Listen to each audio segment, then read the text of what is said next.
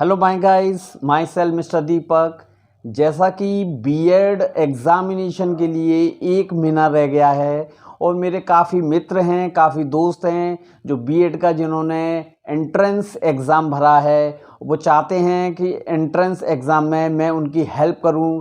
Help क्या करूं कि एंट्रेंस एग्ज़ाम में सर्वाधिक पूछे जाने वाले सवाल आज मैं आपको इस चीज़ के बारे में एक्सप्लेन करूंगा। उससे पहले मैं आपको बता देना चाहता हूं कि ये मेरी रियल वीडियो है। आप फुल वर्जन देखने के लिए मेरे यूट्यूब चैनल दीपक अकाउंटिंग वर्क को सब्सक्राइब करें और बेल आइकन दबाएं। आपको 100% फुल नॉलेज मिलेगी। ये चैनल मेरा फुल अकाउंटेंसी के साथ साथ अर्निंग का भी चैनल है, रियल चैनल है। अब मैं शुरू करता हूँ। देखिए, परसों के दिन मेरे कुछ दोस्त का फ़ोन आया और उन्होंने कहा कि दीपक जी, हमने बीएड एग्ज़ामिनेशंस का फॉर्म भरा है, क्या आप हमारी थोड़ी हेल्प कर सकते हो? मैंने कि बिल्कुल हेल्प कर सकते हैं। मैंने कि हमसे हेल्प होगी, हम आपकी हेल्प करेंगे। तो मैंने कहा कि किस टाइप की हेल्प करनी है? उन्होंने मुझसे कहा कि सर, मुझे ऐसा बता दीजिए कि सबसे ज़्यादा पूछे माने जाने वाले बीएड एंट्रेंस एग्ज़ाम में वो कौन कौन से सवाल होते हैं जो सर्वाधिक पूछे जाते हैं। देखिए, ध्यान से सुनना। आपको मेरी इस वीडियो के इस पार्ट्स को केवल सुनना है। मैं इस बात का दावा करता हूँ, केवल सुनने से ही आप वो सारे क्वेश्चनों को 100% एग्ज़ाम में सही करके आओगे। देखिए, सर्वाधिक में सबसे ज़्यादा पूछा जाता है हिस्सेदारी, और नंबर सेकंड पूछा जाता है लाभ हानि खाता, मतलब बट्टा जिसको कहते हैं। नंबर थर्ड पूछा जाता है सिक्योरिटी। नंबर फोर्थ पूछा जाता है बॉन्ड। नंबर 5 पूछा जाता है कुछ बैलेंस शीट्स के बारे में पूछा जाता है। नंबर 6 पूछा जाता है कि प्रॉफिट एंड लॉस अकाउंट्स ये क्या होते हैं। नंबर 7 पूछा जाता है रेशो एनालिसिस क्या चीज़ होती हैं। तो ये इस टाइप के कुछ क्वेश्चंस होते हैं तो जो घुमा फिरा कर पूछे जाते हैं। आज मैं उन सारे क्वेश्चनों का आपको एग्जाम्पल के तौर पर पूरा फुल नॉलेज मैं आपको दूंगा। देखिए, नंबर 1, हिस्सेदारी क्या चीज़ होती है। जैसे हिस्सेदारी हम उस चीज़ को कहते हैं, ध्यान से सुनना, कि जैसे कि किसी एक व्यक्ति ने किसी बिजनेस को खड़ा किया, बिजनेस को चलाया। अब उसने किसी दूसरे व्यक्ति से कहा कि भाई, मेरे पास मेरे इस बिजनेस में आगे बढ़ाने के लिए पैसों की कमी पड़ रही है, आप मेरे इस बिजनेस में हिस्सेदार बन जाइए। उसने कहा ठीक है, मैं आपके इस बिजनेस में 1 लाख रुपए लगा देता हूँ, 5 लाख रुपए लगा देता हूँ। उसने उसके व्यापार में 5 लाख रुपए, 6 लाख रुपए, 10 लाख रुपए लगाए।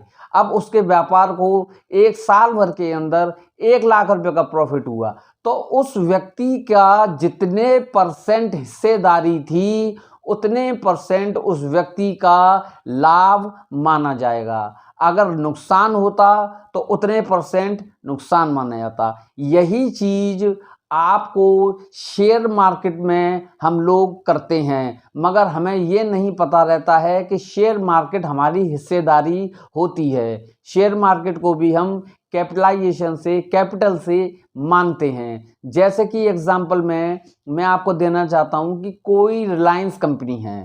जैसे रिलायंस कंपनी है, रिलायंस कंपनी के मैंने 100 शेयर या 1000 शेयर या 1000 शेयर या 1 लाख शेयर परचेज कर लिए। आज की डेट में परचेज करने के बाद कंपनी ने क्या किया कि मैं उस कंपनी का 1 लाख शेयर का हिस्सेदार बन गया।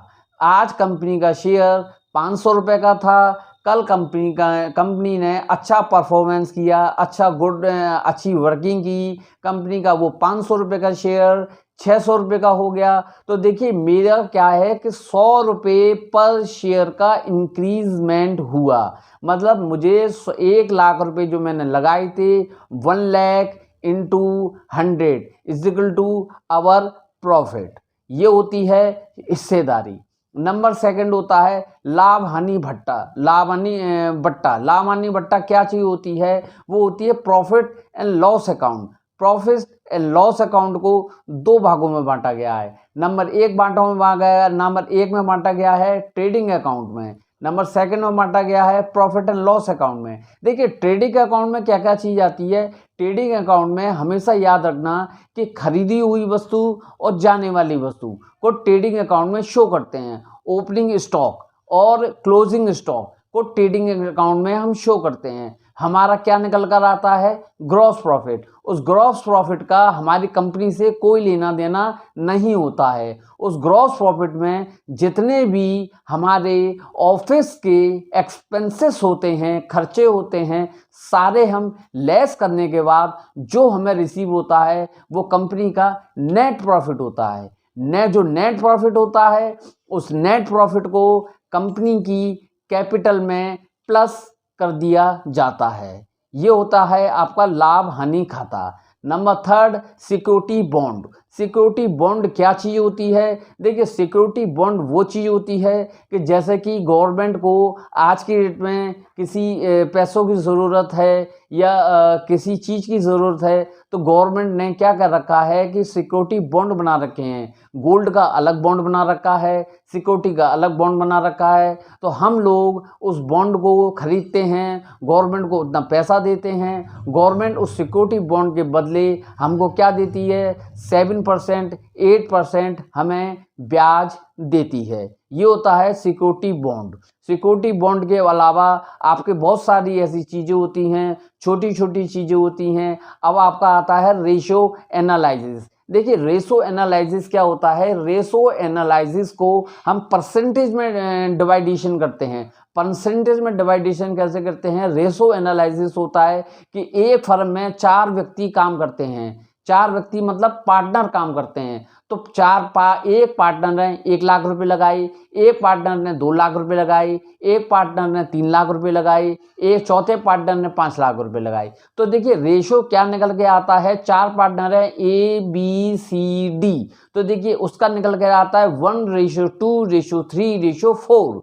तो मतलब जो प्रॉफिट में हिस्सा होगा उसको उस रेशो एनालिसिस के थ्रू उसका हिस्सा उसको दिया जाएगा, ना कि उसकी किसी ग्रोथ के हिसाब से उसको पैसा दिया जाएगा। रेशो एनालिसिस का इस्तेमाल देखिए सेल के लिए भी किया जाता है। रेशो एनालिसिस का इस्तेमाल देखिए परचेस के लिए भी किया जाता है। रेशो एनालिसिस का इस्तेमाल एक्सपेंसेस के लिए भी किया जाता है। रेशो एनालिसिस का इस्तेमाल नेट प्रॉफिट के लिए भी किया जाता है। रेशो एनालिसिस का इस्तेमाल ग्रॉस प्रॉफिट के लिए भी किया जाता है। तो रेशो एनालिसिस का मतलब होता है नंबर ऑफ द परसेंटेज, जिसका इस्तेमाल हम हर किसी चीज़ में कर सकते हैं।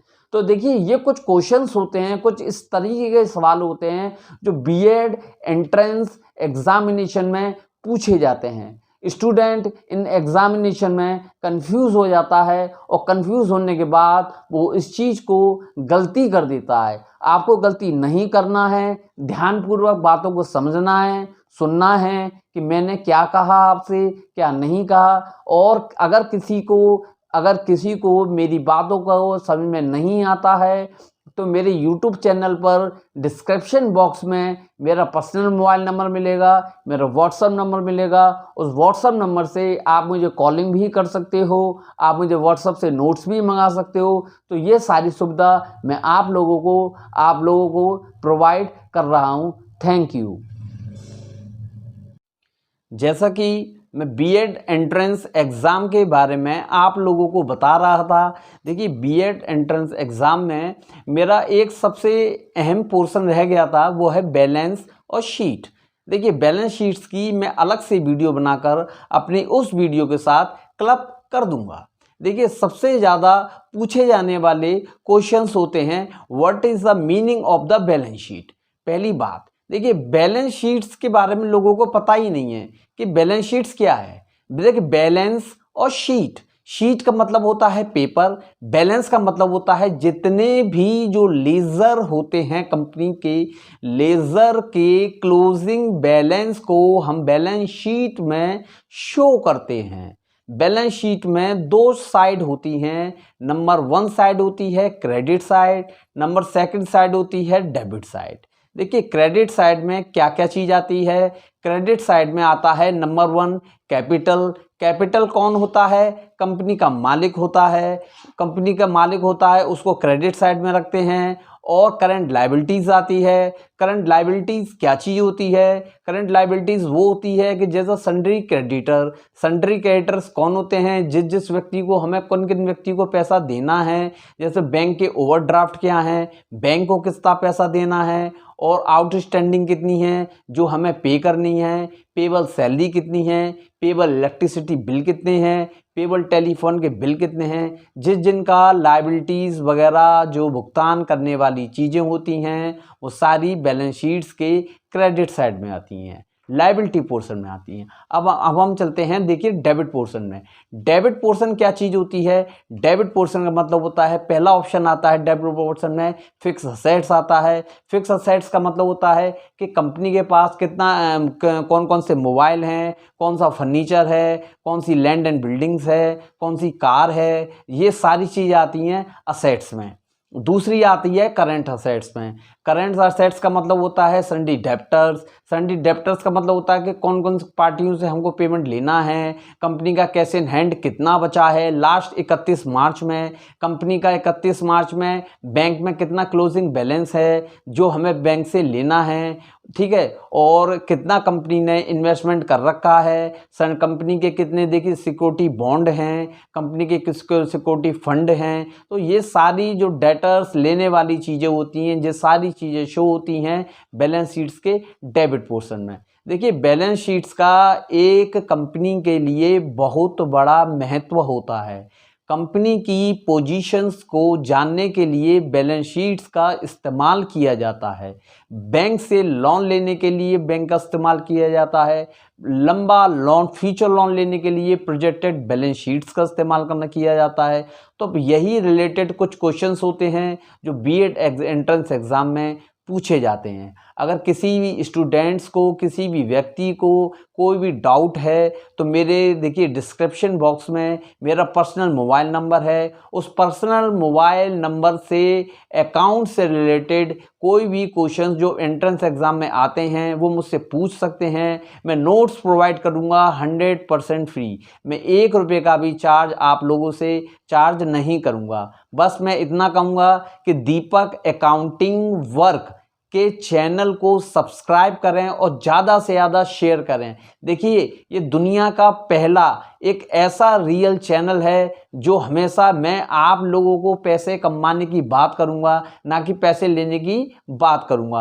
पैसे लेने की बात देखिए दुनिया में बहुत सारे यूट्यूबर और बहुत सारे लोग करते हैं। वो उनको देखिए मैं केवल यूट्यूब की वीडियो लोगों को जागरूकता फैलाने के लिए बनाता हूँ, जागरूक बनाने के लिए बनाता हूँ कि हो सकता है कि देखिए मेरे थ्रू किसी की नौकरी लग जाए तो मुझे बहुत खुशी होगी। मेरे थ्रू अगर कोई बच्चे का बीएड में एंट्रेंस एग्ज़ाम हो जाए, पास हो जाता है तो मुझे बहुत खुशी होगी। मैं अपनी खुशी के लिए ये सारी वीडियो बनाता हूँ। देखिए इस वीडियो में ऑनलाइन अर्निंग की भी वीडियो बनेगी, मतलब इसके अंदर बहुत सारी एजुकेशन से रिलेटेड वीडियो मैं बनाता जाऊँगा। केवल आपको मेरे चैनल को सब्सक्राइब करना है, बेल आइकन दबाना है, नोटिफिकेशन दबाने की। देखिए मैं आपसे बात क्यों कहता हूँ, क्योंकि नोटिफिकेशन जब तक ऑल पर क्लिक नहीं करोगे तो जो मेरी एजुकेशन से रिलेटेड जो नेक्स्ट जो वीडियो होगी, पैसे कमाने से रिलेटेड जो नेक्स्ट वीडियो होगी, वो आप तक उसका नोटिफिकेशन नहीं पहुंचेगा। Thank you.